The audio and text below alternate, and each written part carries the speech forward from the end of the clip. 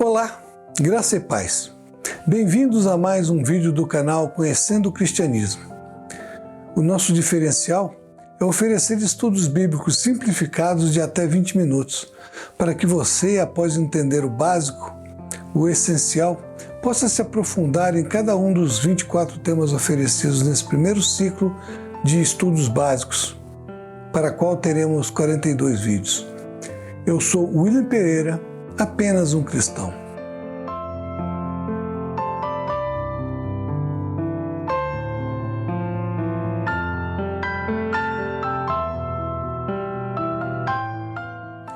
No estudo anterior, aprendemos o básico sobre a Reforma Protestante. Como dissemos naquele vídeo, a Reforma Protestante se baseou em 5 princípios chamados os 5 solas, que se constituíram no núcleo doutrinário da Reforma e cada um deles era e continua sendo inegociável. Hoje, vamos começar o primeiro estudo sobre os 5 solas. Nesse vídeo, por ser mais curto, eu vou ler as passagens bíblicas às quais vou referenciar. Os 5 solas são 5 princípios e declarações que fundamentaram o movimento que culminou com a separação da Igreja cristã, antes católica romana, para uma realidade onde da mesma base e origem derivou uma igreja reformada, chamada protestante, que não aceitava as imposições clericais e que não tinham sustentação bíblica. Já falamos no vídeo anterior sobre o que significava cada um deles, mas a partir de agora vamos detalhar um pouco mais sobre eles. E hoje trataremos do sola fide, ou somente a fé. Mas esse vídeo será mais curto porque já falamos sobre fé no segundo vídeo do canal.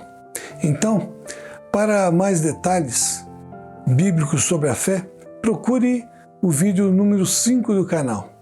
Como dissemos no vídeo anterior, sola fide, ou somente a fé, como princípio basilar e doutrinário da Reforma Protestante, defendia que a justificação para a salvação era somente pela fé em Cristo Jesus e confrontava com as indulgências que eram tidos pela Igreja como meios de salvação, além da prática da doutrina da salvação pelas obras, dentre outras coisas. Embora a resposta já tenha sido dada, vale a pergunta: por que somente a fé? Primeiramente porque sem fé é impossível agradar a Deus, conforme nos ensina a carta aos Hebreus 11:6, que nos diz: ora, sem fé é impossível agradar a Deus, porque é necessário que aquele que se aproxima de Deus creia que Ele existe e que é recompensador dos que o buscam. No contexto que a Reforma veio a combater, era ensinado que a salvação podia ser obtida por meio da compra de indulgências que eram objetos ou cartas de perdão, que as pessoas pagavam uma fortuna para obtê-las. Podia-se comprar pedaços da cruz de Cristo, que se fossem ajuntados todos os pedaços vendidos, dava uma floresta. Tinha pedras, cruzes, terços e outros objetos consagrados, além das cartas com perdão dos pecados, tanto para os passados como para os vindouros. Já pensou na loucura disso? Alguém comprava uma carta que era um passe livre para pecar à vontade, sem restrições. Fazer o que desse na telha e estava tudo liberado. Assim, se tinha certeza de que não se ia para o inferno, ou, na pior das hipóteses, se teria uma temporada no purgatório, que é outra inversão antibíblica, já que nenhum texto bíblico existe a afirmação da existência do purgatório, que foi criada por uma bula papal por volta do ano 500. Antes disso, os pecadores iam direto para o inferno. Depois dessa inversão maligna, ninguém mais ia para o inferno, que foi praticamente abolido pelo clero. Bastava pagar um sem número de missas conforme o pecado do morto, acender trocentas velas, que a alma era levada para o céu. Mas se esqueciam de que a decisão do crente ou do descrente em vida é o que determina o lugar futuro da sua habitação eterna. A vida é um momento de oportunidade para escolher entre a vida e a morte eternas. Naquela época, era ensinado que existiam outras formas de se obter a salvação. Uma era por meio de doações espontâneas de altas somas que podiam inclusive tirar do inferno ou do purgatório almas de pessoas queridas sobre as quais a família podia ter dúvidas se tinham sido salvas ou poderiam estar no inferno ou no purgatório. Mas, como esse era um meio difícil porque dependia da riqueza das pessoas, as indulgências vieram a tornar mais fácil a obtenção de dinheiro, pois as pessoas compravam e pagavam, às vezes caro, para ter isso. Para o povo ignorante, era melhor que a simples doação, pois se obtinha um comprovante da compra, um comprovante que podia ser mostrado para outras pessoas. Uma outra forma, ainda mais antiga que as indulgências, era a convicção ensinada ao povo que as pessoas podiam ser salvas simplesmente por serem pessoas boas ou por fazerem muita caridade e ajudar o próximo. Então, existiam muitas formas de se obter o perdão de Deus e a remissão dos pecados, e por conseguinte, a vida eterna. E esses ensinos falsos certamente levaram muita gente para o inferno, inclusive aqueles que ensinavam e defendiam esses ensinos antibíblicos. E não eram considerados antibíblicos até que alguns cristãos começaram a estudar a palavra de Deus, mesmo bem antes de Lutero. Mas foi Lutero, um padre católico, que deflagrou o movimento que não queria separação ou divisão da igreja. Ele queria simplesmente que a igreja voltasse a viver e a ensinar tão somente o que estava descrito na Bíblia. Lutero estava familiarizado com as bulas papais e os dogmas que a igreja católica tinha criado e começou a testar cada um deles, comparando-o com o ensino bíblico. Foi quando percebeu que o quanto a igreja da época estava distante do ensino bíblico. Creio que um dos textos que mais impactou Lutero foi a carta de Paulo aos Romanos. Foi essa carta que libertou Lutero das falsas ideologias que eram ensinadas. Em Romanos 2, 21 a 25, nos diz: Mas agora, sem lei, tem-se manifestado a justiça de Deus, que é atestada pela lei e pelos profetas, isto é, a justiça de Deus pela fé em Jesus Cristo para todos os que creem, pois não há distinção, porque todos pecaram e destituídos estão da glória de Deus, sendo justificados gratuitamente pela sua graça, mediante a redenção que há em Cristo Jesus, ao qual Deus propôs como propiciação pela fé no seu sangue, para a demonstração de sua justiça, por ter ele, na sua paciência, deixado de lado os delitos outrora cometidos. Em Romanos 5, de 1 a 10, Lutero leu: Justificados, pois, pela fé, tenhamos paz com Deus, o nosso Senhor Jesus Cristo, por quem obtivemos também nosso acesso pela fé a esta graça, na qual estamos firmes, e gloriemo-nos na esperança da glória de Deus.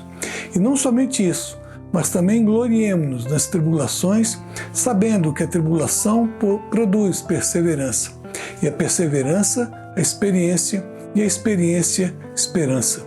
E a esperança não desaponta, porquanto o amor de Deus está derramado em nossos corações pelo Espírito Santo que nos foi dado.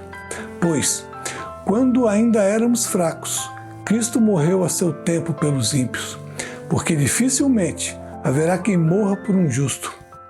Pois poderá ser que pelo homem bondoso alguém ouse a morrer. Mas Deus dá prova do seu amor para conosco, em que, quando éramos ainda pecadores, Cristo morreu por nós. Logo, muito mais, sendo agora justificados pelo seu sangue, seremos por ele salvos da ira. Porque se nós, quando éramos inimigos, fomos reconciliados com Deus pela morte do seu Filho, muito mais, estando já reconciliados, seremos salvos pela sua vida. Lutero entendeu, finalmente, que a justificação diante de Deus não era derivado de ações humanas, de boa vontade, de um mero viver piedoso e de amor ao próximo, mas era feita unicamente pela fé em Cristo Jesus. Ele entendeu que não há nenhum movimento humano, por mais piedoso ou sacrificial que seja, pode chegar perto do sacrifício de Cristo feito por nós na cruz. Ele entendeu que nada podia ser comparado ao preço do sangue santo derramado no madeiro, de forma que nenhum valor humano podia se contrapor, de modo a sequer ofuscar o valor do sacrifício de Cristo feito por cada um de nós, e em especial para qualquer pessoa que nele crer e nele depositar a sua confiança. A fé, e somente a fé em Cristo, era e é suficiente para justificar o homem diante de Deus e livrar esse homem da ira de Deus. E isso mudou tudo. A fé nas indulgências, a fé nas ofertas, a fé nas boas obras, a fé na igreja e nos seus líderes não tinham e continuam não tendo poder algum para livrar o homem da condenação eterna, que virá sobre todo aquele que não aceitar a Jesus Cristo, o Filho de Deus, e viver pela fé nele. Ele entendeu também que a fé tinha que ser apenas em Jesus Cristo e que os santos canonizados não tinham nenhum poder para salvar a ninguém, e nem mesmo a si mesmos. E isso só se tivessem vivido não apenas piedosamente, mas confiado a sua fé particular na pessoa e na obra salvadora de Jesus Cristo. Ele entendeu ainda que a adoração a imagens e as súplicas a eles destinadas, além de um grave pecado que viola o segundo mandamento, não tinham nenhuma eficácia diante de Deus. O reconhecimento dessas verdades libertou Lutero do peso das obrigações impostas pela Igreja Católica Romana.